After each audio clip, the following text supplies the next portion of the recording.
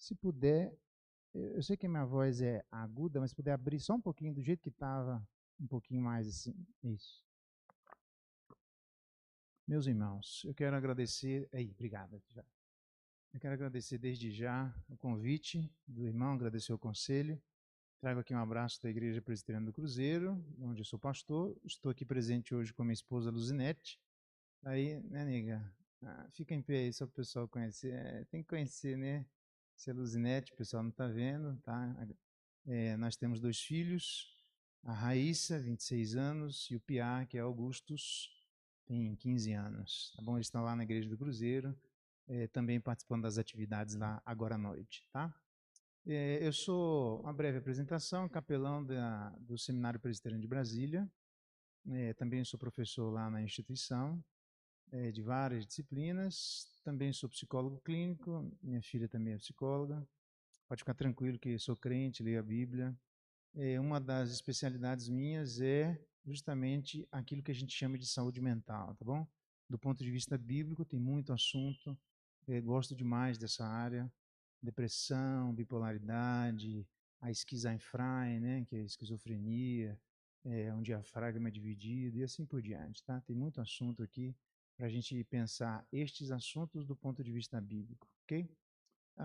Outra questão que eu também desenvolvo bastante, há alguns anos já, é o material sobre o livro de Provérbios. Um dia, se os irmãos quiserem, estou à disposição.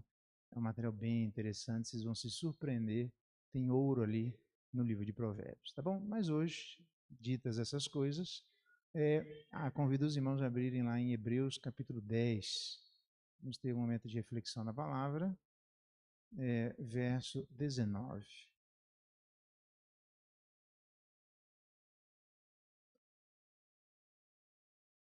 Considerando que eu já orei, eu vou ler e vou seguir em frente, tá bom?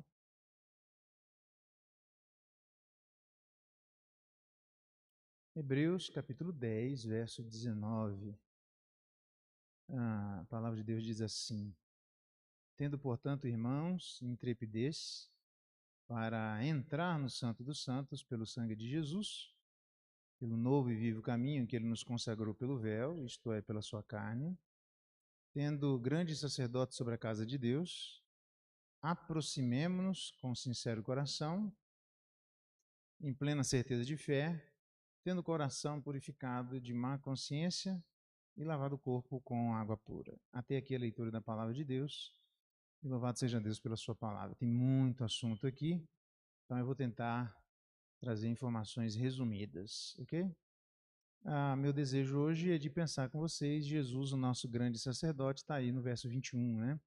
Tendo grande sacerdote sobre a casa de Deus, Jesus. Antes disso, vamos entender por que ele está falando dessas coisas de Jesus como sacerdote. Aqui, basicamente, os judeus se converteram, a gente não sabe quem escreveu, mas eles se converteram ao cristianismo e agora estão sofrendo uma perseguição ferrenha aqui do Estado, a ponto de terem seus bens espoliados, roubados, né? Terem seus bens tirados, levados embora, muitos presos, muitas pessoas mortas, torturadas. Ele vai fazer menção dessas coisas todas que eu estou falando na própria carta aos Hebreus. Então eles resistiram, mas cansa. Tem uma hora que a gente se pergunta, será isso mesmo? Será que a gente deve continuar nos mantendo nesse caminho? Será que não é melhor voltar ao judaísmo? Lembrando que o cristianismo é uma religião judaico-cristã, tá bom? Então, nesse sentido, eles estavam tentados a voltar ao judaísmo. E o autor aos Hebreus está tentando ajudar os irmãos a não voltarem ao judaísmo por razões muito simples. Jesus é superior aos anjos, capítulo 1. Jesus é superior a Moisés, Jesus é superior à lei, Jesus é superior a todas as coisas, e ele vai demonstrando toda a superioridade de Jesus Cristo. É um livro bem difícil, porque nós não estamos, na verdade, acostumados com as imagens que inicialmente são evocadas dos primeiros leitores, evocadas e exigidas assim dos primeiros leitores, já que nós não nos encontramos nas mesmas circunstâncias que aquelas pessoas. Portanto, ele traz estas imagens do Antigo Testamento dizendo, olha, Jesus é superior a tudo isso. Então, eu separei um pequeno trecho que fala sobre Jesus, o sacerdócio de Jesus. E a grande questão é que Jesus era conhecido como Deus. Tanto que na plaquinha lá em cima, né, na crucificação de Jesus Cristo, Jesus, o Rei dos Judeus. Então, sendo conhecido como Rei, todos nós sabemos que não era permitido o rei exercer o sacerdócio ou o sacerdote exercer o reinado. Rei é rei, sacerdote é sacerdote, essas coisas não se misturam.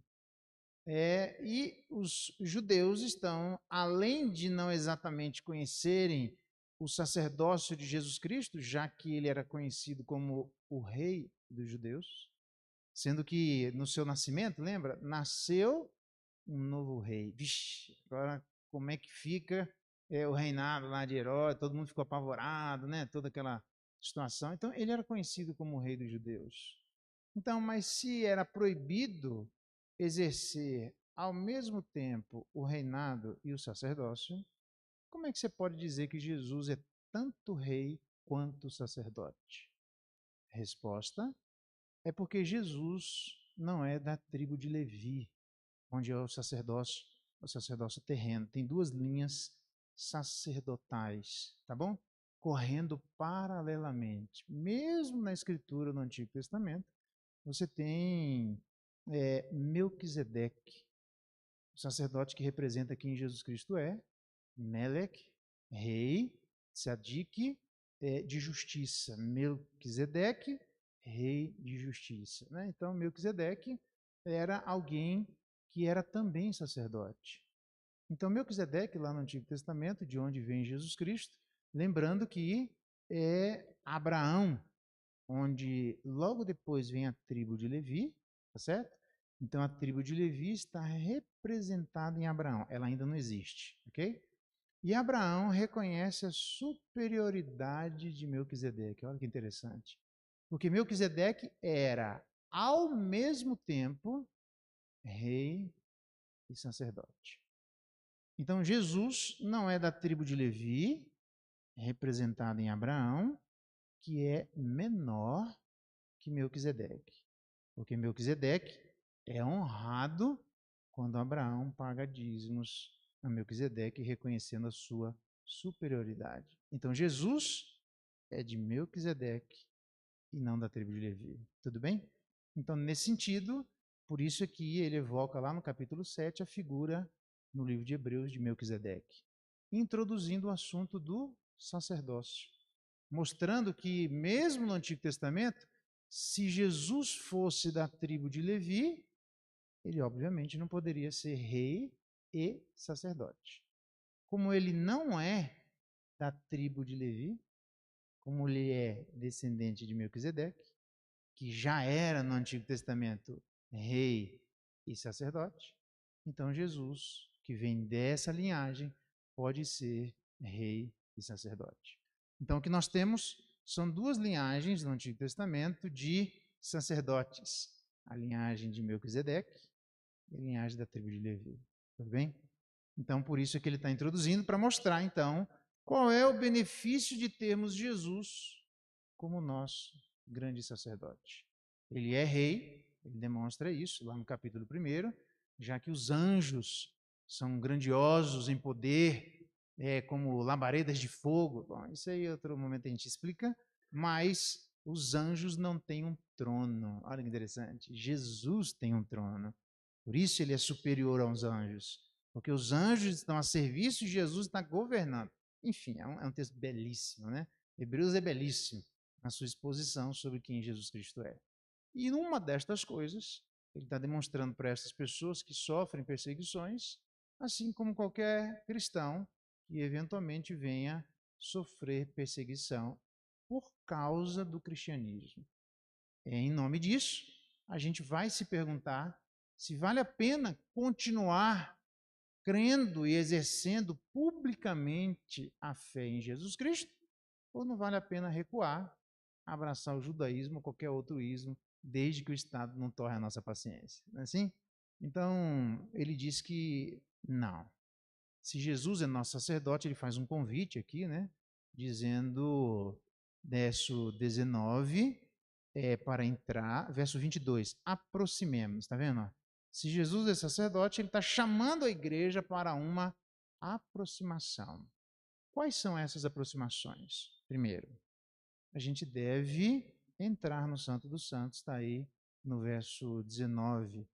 Então, tendo, portanto, intrepidez para entrar no Santo dos Santos. Lembra que a ideia literalmente os sacrifícios que tinham na época dos judeus aqui. Pensa numa caixa de fósforo dividida em 3 lugares. Então, o povo, o sacerdote e o sumo sacerdote. Tudo bem? Então, aqui o povo oferecia sacrifícios, mas uma vez por ano o sumo sacerdote entrava no Santo dos Santos. Então, pensa, a igreja não era assim, entrar na presença do rei. Lembra lá no Antigo Testamento, quando o povo teve uma dificuldade, e Mordecai diz assim, será que não é para isso que Deus colocou você, para poder interceder pelo povo? Então, mas o problema é que eu não fui chamado, porque ninguém entra na presença do rei se não for chamado, não funciona desse jeito. Entra no Santo dos Santos sem a autorização de Deus. Não era à toa que o camarada tinha uma cordinha, ele tinha que oferecer sacrifícios primeiro pelos seus próprios pecados, depois é que ele tinha autorização para oferecer sacrifícios pelos pecados do povo.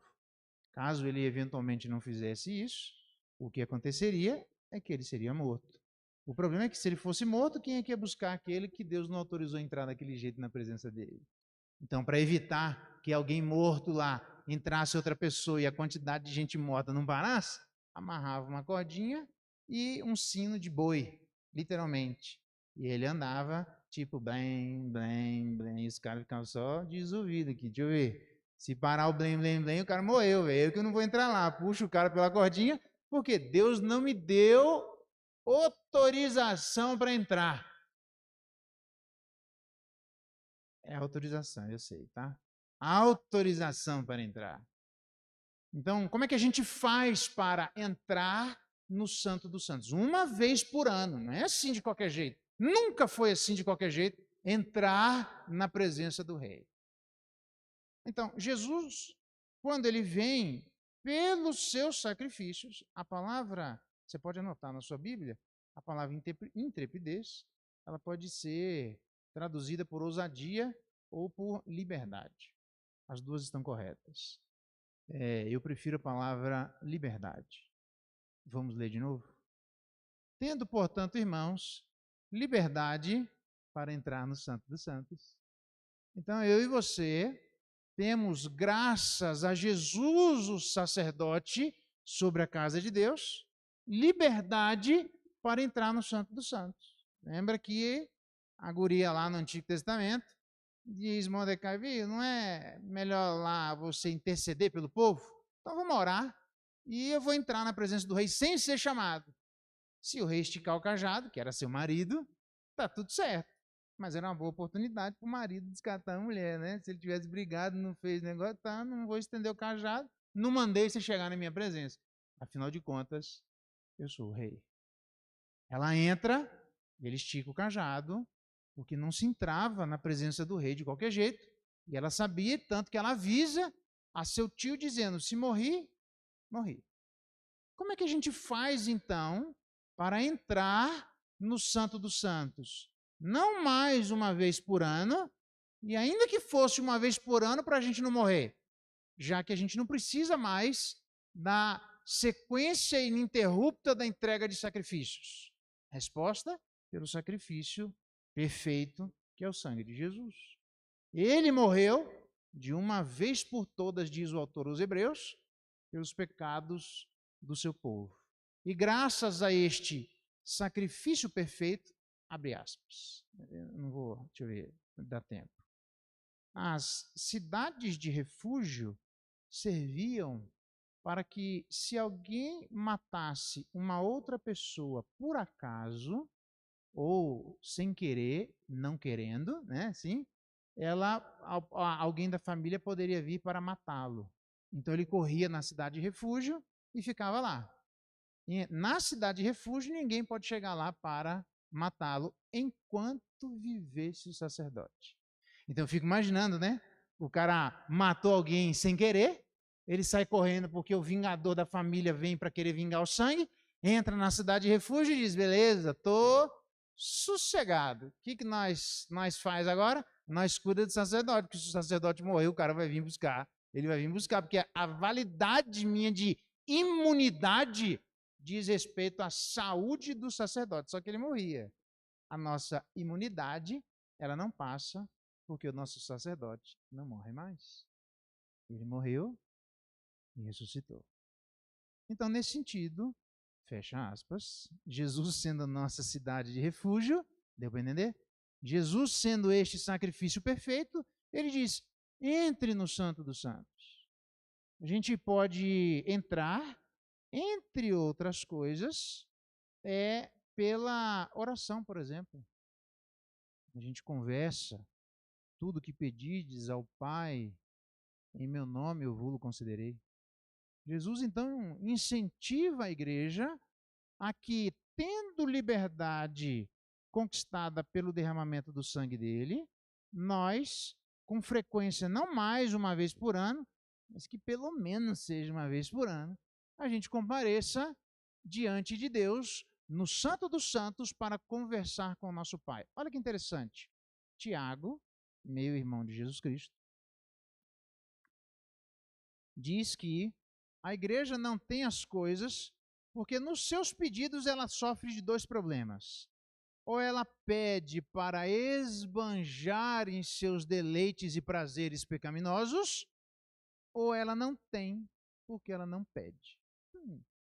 Você já parou para pensar que, eventualmente, tem coisas que Deus destinou os fins e os meios, e muitas finalidades de bênçãos celestiais estão reservadas para quando nós pedirmos legitimamente ao Senhor, que, de acordo com o Apocalipse, vai dizer que as nossas orações, de maneira inviolável, chegam ao altar do Senhor, levado pelos anjos, que são o incenso com as orações celestiais. Eu tenho certeza absoluta que eu posso comparecer diante do rei, que ele não mais precisa estender o cajado para mim, eu não preciso ficar esperando um ano, e nem sequer ninguém espiritualmente maior ou pior dentro da igreja, para que estas pessoas eventualmente sirvam de mediadores entre eu e Deus. O que diz a palavra? Que só existe um mediador entre Deus e os homens, Cristo Jesus, homem. Então, nós deveríamos usar esta liberdade não para libertinagem, como diz Judas, não para esbanjarmos em nossos prazeres, como diz Tiago, não para, eventualmente, externarmos as paixões do nosso coração que fazem guerra contra a nossa alma, como diz o apóstolo Pedro, e assim por diante, literalmente, nós deveríamos, independentemente da idade, independentemente das funções, independentemente da categoria dentro da igreja, dos cargos exercidos, se nós somos crentes em Jesus Cristo, nós temos a liberdade de nos encontrarmos na sua presença constantemente, porque Ele é o nosso grande sacerdote. O que significa que a gente não precisa aguardar uma igreja ter uma programação de oração para nós orarmos. Se não tiver oração na quarta-feira, o que nós faz? Nós oramos na quinta, na sexta, em qualquer dia, irmão. Não precisa ter alguma atividade. Eu não estou desincentivando qualquer atividade da igreja. O que eu estou dizendo é que qualquer destas coisas não servem para erigir ou levantar um obstáculo forte e eficaz o suficiente que impeça qualquer um de nós de nos encontrarmos na presença de Deus. Mas eu ganho pouco. Entre no Santo dos Santos. Mas o meu português é errado. Se bom se cesse, que bom que nós vai. Entre no Santo dos Santos, porque não é a falta do exercício da linguagem correta que eventualmente serve de obstáculo para chegarmos diante de Deus, já que o autor aos Hebreus escreve para os primeiros cristãos que, entre outras coisas, eram as pessoas escravas e pobres daquela época. O evangelho só chega na casa de César depois do primeiro século, no final do primeiro século. Então não vem com essa conversa fiada para cima de mim, não, dizendo que eu não oro, você não ora porque você não quer, irmãos. Não é por causa de português, não é por causa de salário, não é porque não tem programação na igreja, não é porque acabou a luz e não vê porque está chovendo, não é por nada, porque se Jesus é nosso sacerdote, entre no Santo dos Santos com a liberdade que eternamente Ele conquistou para cada um de nós. Ore, irmãos. Eu e você, homens e mulheres, jovens e velhos, crianças e decrépitos, deveríamos constantemente entrar no Santo dos Santos. É só isso. Simples assim. Falei para você que tem bastante assunto, né? Você está entrando no Santo dos Santos? Você está indo com frequência lá? Ah, não vou porque meu marido é sacerdote e ele não ora em casa. Ah, foi seu marido que morreu por você. Ah, minha mulher, vou te falar, hein, mano. Minha mulher é daquele jeito. E foi sua mulher que morreu por você. Meu trabalho tá difícil. Irmão, na moral. Desculpa a expressão, né? Na moral. Só entre. Jesus morreu, ressuscitou. Entre no Santo dos Santos pelo sangue de Jesus, pelo novo e vivo caminho. Uma igreja que é uma igreja verdadeiramente crente deve ser conhecida como uma igreja que ora. Você já notou que um dos apelidos, às vezes equivocados, que são uma tentativa de serem impostos sobre a igreja, é que nós não somos pessoas que oramos? Temos dificuldade de orar em público, mais ainda de orar em particular. Nada serve mais de obstáculo para a gente entrar. Escravo entrava no Santo dos Santos. Entre para conversar com seu pai. Entre para conversar com seu pai. Se você não conversa com seu pai, você vai conversar com o pastor da igreja. Nem com seu pai você não fala. Você vai conversar com os membros da igreja. Nem com seu pai você não fala. Que morreu, mandou o filho para morrer por você. Você não fala nem com seu pai, que está aguardando a sua presença lá. Aí você vai me dizer que você vai ter comunhão na igreja. Pastor, está difícil ter comunhão. Claro que está difícil. Você não tem nem com seu pai que mandou seu filho para morrer por você. Que coisa mais digna eu posso oferecer para você para andarmos na luz, senão isso, de nós desfrutarmos da presença do Pai. Alguém já disse que a gente está tão acostumado a pedir coisas, e Deus disse que a gente deveria pedir, que a gente nem vai mais para conversar. A gente vai para pedir. Aqueles que vão. Porque tem gente que nem para isso vai. Segunda coisa. Estou olhando o tempo aqui, fica tranquilo. 15, passou 20 minutos, né? Eu tenho mais um tempinho rapidinho aqui. Segunda coisa, a gente deve entrar em fé. Aliás, desculpa, em sincero coração, verso 22.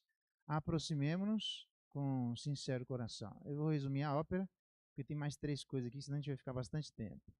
Sincero coração, a palavra tinchero é a palavra sincera. Quando o camarada queria ludibriar outro, enganar, ele que fazia um vaso, bem no finalzinho do vaso, quebrava o vaso e falava, pô, quebrei o vaso, e agora? Não vou fazer de novo, não. O que ele faz? Mete cera no vaso. Esse vaso quebrou? Não, não é assim? O camarada colocava no sol, se entrasse luz é porque tinha cera. Entendeu? O cara tava, tipo, querendo vender gato por lebre. Né? Então, tincheira, sem cera, significa literalmente testado pelo sol. Interessante, né? Onde entra sol, dá para mostrar que alguém está querendo enganar alguém. Olha lá que legal, né? Ixi, tem muita coisa para pensar nisso aqui, mas não dá tempo agora não, né? Jesus com olhos de fogo e assim por diante. Mas o que interessa é que a palavra aqui não é tinteira, tá bom? A palavra sincera aqui é aletheia. A palavra aletheia significa verdade, literalmente. Então você pode colocar na sua Bíblia aí. Aproximemo-nos com coração verdadeiro. Tudo bem? Verdadeiro em relação à identidade de Deus e verdadeiro em relação à nossa identidade. Em relação à identidade de Deus, eu tenho muita coisa para falar aqui, mas a verdade de Deus é que às vezes a gente chega lá achando que Deus é alguém que pode ser enrolado, embromado, enganado. Tipo alguém que vai chegar na presença do pai e diz, pai lindão, você fala quanto que é, né? Você já sabe que o cara tá vindo cheio de maracutaia. Não trate Deus como sendo você um pouco melhor. Deus não é nós melhorado. Ou não somos nós melhorados? Deus, já diria que Kierkegaard, um filósofo, filho de pastor, inclusive, diz que Deus é alguém completamente diferente de nós. Ok, é só isso. Então, só não esqueça, como diz Pedro, por exemplo, aquele a quem vocês chamam de pai é juiz do mundo inteiro. Então pode chegar no Santo dos Santos e dizer, pai, só não esquece que ele também é juiz santo. Pai santo e juiz santo. Pai justo e juiz santo. Não esqueça disso, porque senão a gente vai tentar embromar com o nosso jeito e Deus vai dizer, bicho, tira a sandália porque você não está falando com qualquer um. Vem cá, eu não sou homem para que minta. Presta atenção, porque o camarada, o anjo lá, chegou para Zacarias e disse assim, camarada, suas orações foram ouvidas. Ele disse, será? Com certeza, ele já era velho, né? Já provavelmente já tinha parado de orar aquilo há muito tempo. Sabe orações de 20 anos atrás? Aí o anjo diz, mano, você tá achando que eu sou o quê, velho? Tá achando que eu sou você? Eu sirvo diante do Deus Altíssimo. Se fosse para eu vir aqui enganar você, Deus já tinha me expulsado da presença dele. Eu não sou um anjo caído, meu amigo. Eu sou um anjo enviado. Então, pela autoridade de quem me enviou, você jamais deveria duvidar da minha palavra, porque duvidar da minha palavra é duvidar da palavra daquele que me enviou, porque se eu fosse mentiroso, Deus aceitaria um mentiroso na presença dele. E olha que interessante, os anjos que não caíram, entre outras coisas, diz no Antigo Testamento que eles se encontram no trono de Deus, cantando Santo, Santo, Santo. Essa palavra é intraduzível, Kadosh, Kadosh, Kadosh. O que significa isso? Não sei, só sei que um anjo que nunca caiu, que não precisa de mediador, que serve diretamente ao trono de Deus, ele mesmo, sei lá o que ele viu, que ele teve que, com 2 asas, tampar os seus olhos, porque era santo demais até mesmo para ele, você imagina para nós. Cuidado, que aquele a quem nós chamamos de pai é juiz e é santo. Então, entre reconhecendo a identidade de Deus. Saulo, Saulo. Toda vez que alguém falava o nome de uma pessoa 2 vezes, era o divino. Moisés, Moisés. Fala assim. Samuel, Samuel. Opa. Saulo, Saulo. É o divino falando. Fala, Senhor divino. Ele diz, eu sou Jesus Cristo que você está perseguindo. Porque o problema de Saulo, entre outros, era não reconhecer a divindade revelada em Jesus Cristo, que nós acabamos de cantar. Ele é a expressão exata do ser de Deus. Ele é a imagem do Deus invisível. Jesus é o Deus encarnado. Qual é melhor? Tá curado ou teus pecados estão perdoados? Qual que é mais difícil? Para você aprender que o Filho do Homem tem autoridade para perdoar pecados, seus pecados estão perdoados, vai-se embora. Ele diz, quem que é esse, velho? Só Deus pode fazer isso. Exatamente, entendeu? Eu sou Deus. Pegou aí? Aquieta-te, emudece. A galera diz, viu? Quem é esse? Que até o vento e o mar lhe obedece. Deus. Então a gente deve entrar no Santo dos Santos com o coração verdadeiro, reconhecendo que Deus é Deus. Jesus é Deus. Ele não é nós numa alta potência. Ele é outra pessoa bem diferente de nós. Então a gente deve entrar com o coração verdadeiro, sabendo com quem nós estamos falando, a ponto de, quando os milagres foram ser feitos na presença de Faraó, Moisés diz assim, velho, como é que eu vou chegar lá e falar que eu conversei com Deus? Os caras vão dizer que eu tô pirado, mano. Falei com ninguém, falei com uma sala. Quem é você para dizer que falou com Deus? Ele diz, põe lá, põe a mão lá dentro, tira a mão, joga o cajado, tira o cajado. Vai, faz os milagres que eu tô mandando. E ele vai lá, e o primeiro milagre o cara vai lá e copia, o segundo milagre, os feiticeiros copiam, e o terceiro milagre, eles dizem assim, este eu não posso fazer, porque é o dedo de Deus. Até feiticeiro reconhecia que aqui nós estamos falando com um negócio completamente... É o divino que está se manifestando. O cristianismo, vou repetir, é a única religião revelada publicamente no mundo, irmãos. Isso é suma importância para o exercício correto do cristianismo, dentro da academia ou fora dele, em qualquer lugar. Isso. Então, quem é você? Diga lá que meu nome eu sou. Faz o milagre que eu estou mandando. É ele aqui, é Deus.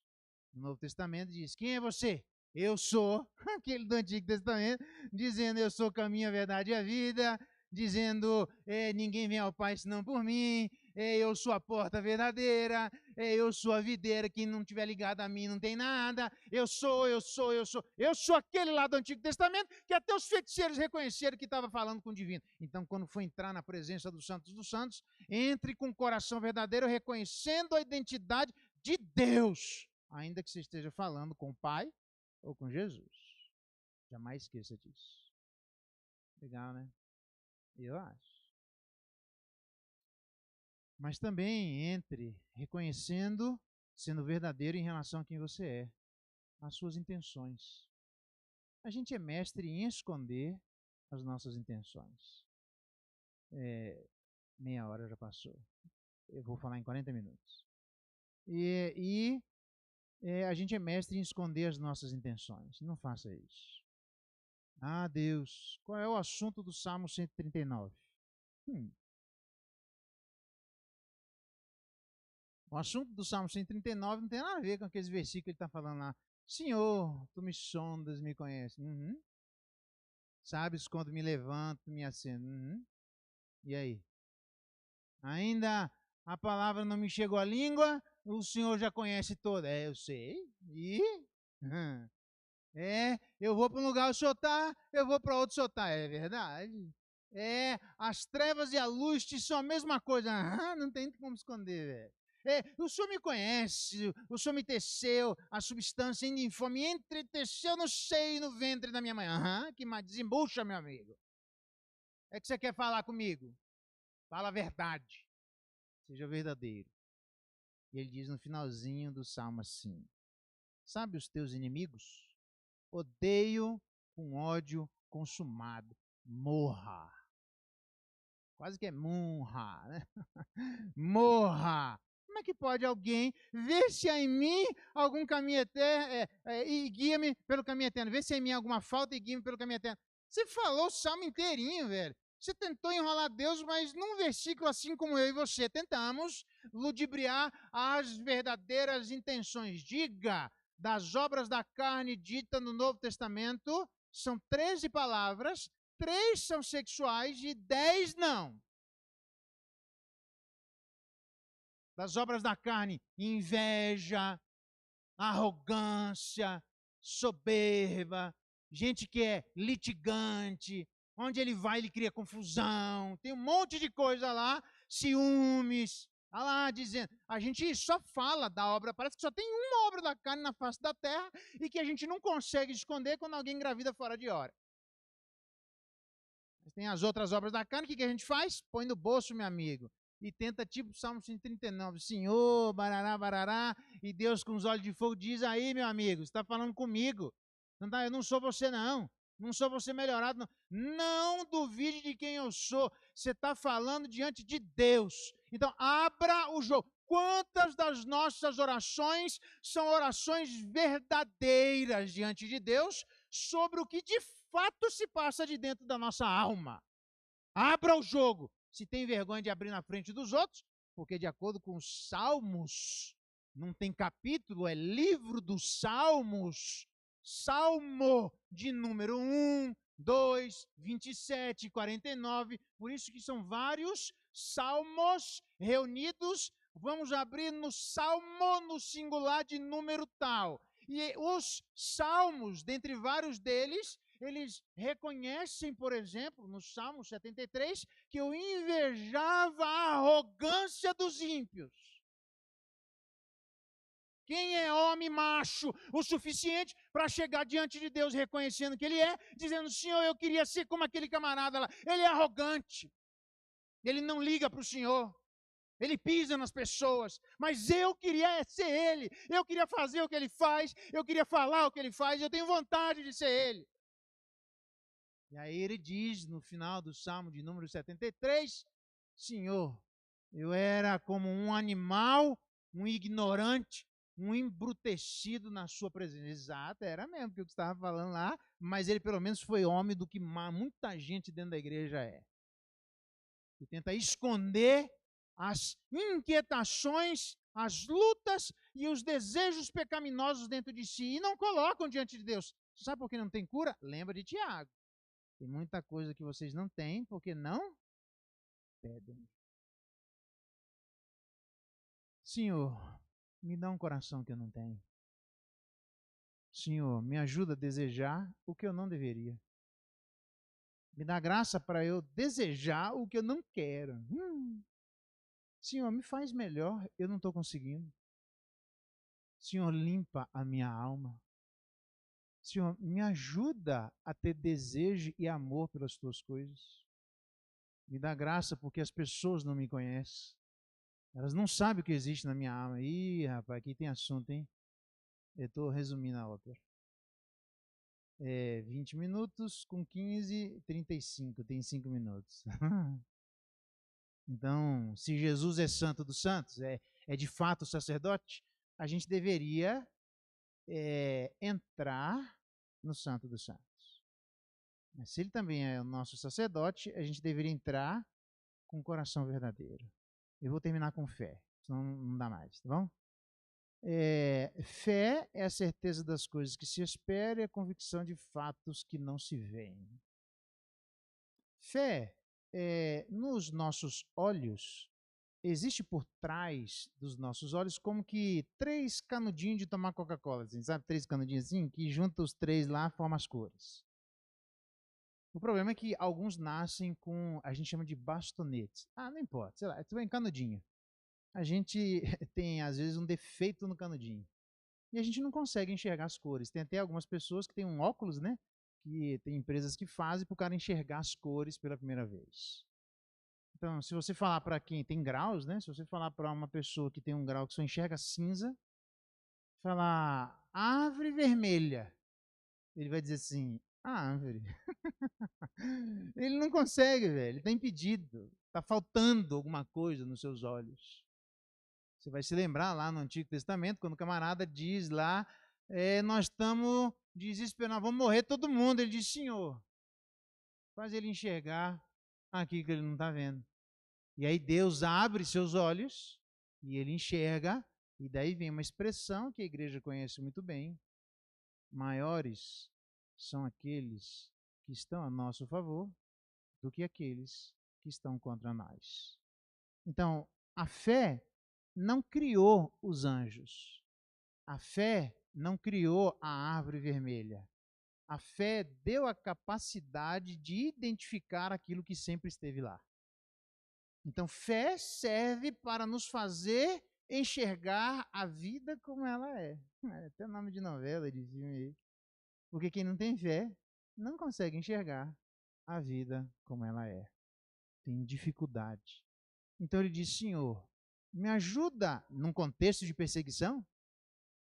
Num contexto onde está em jogo vida e morte? Num contexto onde está em jogo sofrimento imposto a ponto de alguém poder colocar piches sobre a pessoa e atear fogo para iluminar os palácios reais?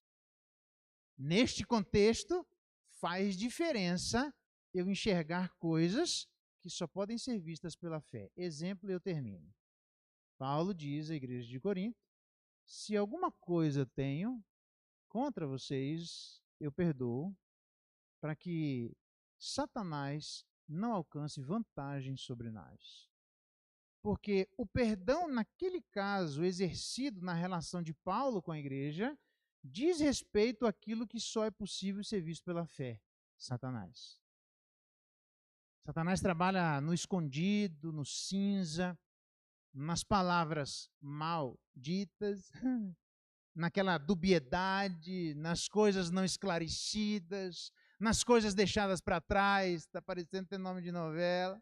E Satanás vai trabalhando e vai jogando, E como a gente está vendo a ação do maligno, Paulo diz, para que o maligno que eu estou vendo, eu estou enxergando, eu percebo ele andar, para que ele não se ande no nosso meio e tire vantagem dessas circunstâncias, vamos limpar a nossa alma e a nossa relação. Por causa de Satanás que eu estou vendo, nosso coração está perdoado para que não haja nenhum problema entre nós que Satanás alcance vantagem. Veja, Paulo literalmente age pela fé. E a fé é a certeza das coisas que se esperam e a convicção de fatos que não se veem. Eu te pergunto, preste bem atenção, o que você faz que só pode ser explicado à luz da sua relação com Deus? Se não tem nada, você tem certeza que você tem fé em Jesus, o sacerdote? Se Jesus é sacerdote na sua vida, e se tirasse Jesus como sacerdote da sua vida e sua vida fica igual, não tem alguma coisa errada? Eu vou dar um exemplo e encerro aqui. O camarada pegou um carro, exemplo real, quando não foi eu aviso. O camarada pegou um carro, um caminhão, alô som. O camarada pegou um caminhão e foi dirigir, era mecânico, e no meio do caminho ele esbarrou lá e bateu no carro de alguém. Ele parou o caminhão, tentou achar o dono do carro, e não conseguiu achar, botou um aviso dizendo, fui eu que bati no seu carro, me procure. E foi, levou o caminhão para trabalhar. Chegou lá, ele arrumando o caminhão, mais ou menos 2 horas depois, alguém liga, ele voltou lá. Foi você que bateu no meu carro? Sim, senhor. Eu peço desculpas, eu passei aqui, fiz uma barbeiragem, bati no seu carro, pode levar o carro na oficina que eu vou pagar. Viu? Posso fazer uma pergunta para você? Você pode. Cara, por que você está fazendo isso? Ninguém faz isso no seu lugar. Exatamente. Aqui o evangelho começa. É porque eu aprendi com Deus a ser ninguém. No mundo, a gente tenta aprender a ser alguém. Com Deus, Ele nos ensina a gente a ser ninguém. Como eu não sou ninguém, é graças ao Jesus, o novo e vivo caminho, é só por Ele. Que pela fé nele, eu venho aqui por causa da minha relação com Ele. Eu venho aqui, eu tenho que pagar, porque Ele pagou um preço muito mais caro que eu devia e Ele pagou a minha dívida sem eu pedir. E a gente deve fazer a mesma coisa seguindo seus passos. Eu te pergunto, o que é que na sua vida só pode ser explicado à luz da sua relação com Deus? Se não tiver nada, eu desconfio que você esteja vivendo qualquer coisa menos o cristianismo. Porque se tiver, nós vamos fazer coisas que ninguém mais faz. Como, por exemplo, devolver o mal com o bem. Mas isso é um outro assunto para um outro momento.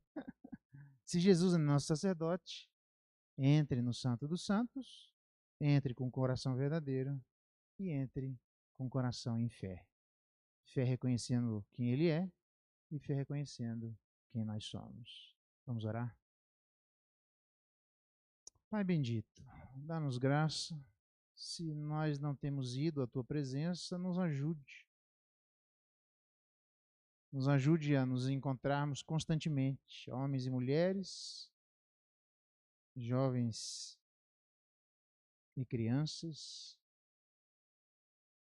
decrépitos, que não haja nenhum obstáculo que impeça a gente de entrar. Nos ajuda como igreja, como teus filhos. Nos ajuda, Pai, pelo sangue de Jesus, o nosso sacerdote, novo e vivo caminho, queremos entrar mais constantemente. Faz dessa igreja uma igreja de oração. Uma igreja que aproveita a liberdade que tem para entrar constantemente e conversar com o Senhor, Pai, o nosso Pai. Também dá graça a Deus se, porventura, nós nos aproximamos diante de Ti com um coração falso. Tem misericórdia de nós, Deus. Queremos tirar as sandálias para nos encontrarmos na Tua presença. Queremos, ó Deus, desnudar a nossa alma e sermos verdadeiros em relação àquilo que se passa dentro de nós. Nós sabemos que o Senhor sabe, mas nos dá coragem de nos abrirmos verdadeiramente diante do Senhor. E para isso faz essa igreja andar em fé. E que todas as suas ações possam ser explicadas exclusivamente pela nossa relação contigo, Pai. Nos ajuda a sermos homens e mulheres de oração, nos ajuda a sermos homens e mulheres verdadeiros, e nos ajuda, Pai, a sermos homens e mulheres de fé. É a nossa oração em nome de Jesus. Amém. Vamos ficar de pé. Vamos cantar o hino de número 400.